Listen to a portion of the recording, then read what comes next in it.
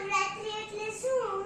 ખુશી, નવરાત્રી એટલે માં દુર્ગાના 9 અલગ અલગ સ્વરૂપોની પૂજા આરાધના કરવાનું પર્વ. મમ્મી, નવરાત્રી શેના માટે ઉજવવામાં આવે છે? પૌરાણિક કથા અનુસાર મહિષાસુર નામનો એક રાક્ષસ હતો. તેણે બ્રહ્માજી પાસે વરદાન માંગ્યું કે મને અમર થાવ એવું વરદાન આપો.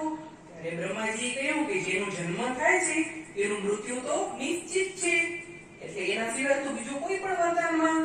ત્યારે મહિષાસુરે કહ્યું કે મારું મૃત્યુ કોઈ પણ અસુર, મનુષ્ય કે દેવ દ્વારા ન થાય, હું ખાલી એક સ્ત્રી દ્વારા જ મરું એવું મને આશીર્વાદ આપો. ત્યારે બ્રહ્માજીએ તેને તથાસ્તુ કહ્યું અને વરદાન આપ્યું. ત્યારબાદ મહિષાસુરે ખૂબ આતંક મચાવવાનું શરૂ કરી દીધું. તેણે મનુષ્યો અને દેવોને ખૂબ પરેશાન કર્યા. ત્યારે દેવો વિષ્ણુ ભગવાન અને શંકર ભગવાન પાસે ગયા અને એમને કહ્યું કે અમને મહિષાસુરના ત્રાસમાંથી મુક્ત કરાવો.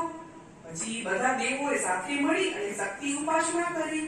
ત્યારે દેવી દુર્ગા સ્વરૂપે પ્રગટ થયા અને મહિષાસુરને વધ કરી અને એનો નાશ કરશે એવો બધા દેવોને આશ્વાસન આપ્યું.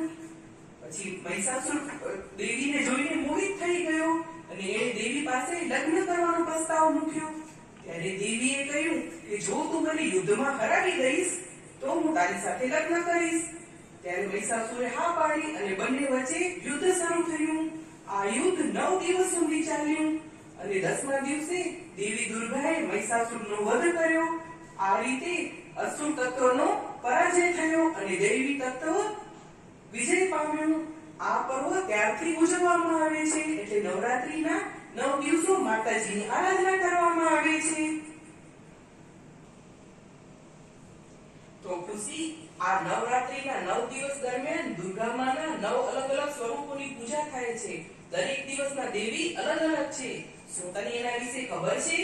હા મમ્મી, મને ખબર છે.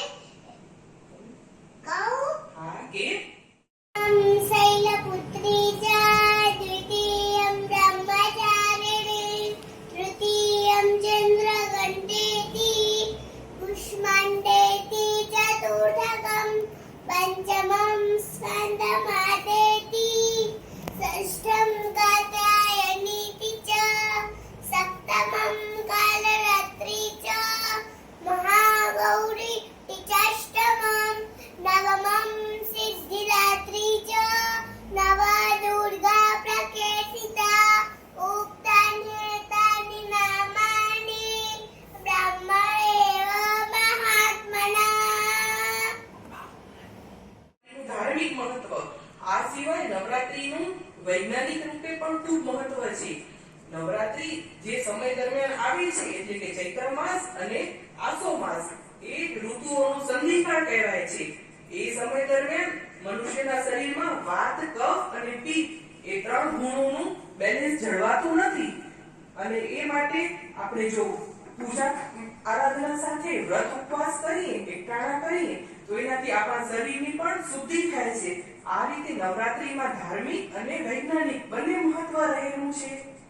અને આ સિવાય નવરાત્રીમાં પૂજા ભક્તિ સાથે નાની નાની બાળાઓ ઘેર ઘેર ગરબા ગાવા પણ જાય છે અને આ રીતે દરેકના ઘરે માતાજીનું આગમન થાય છે.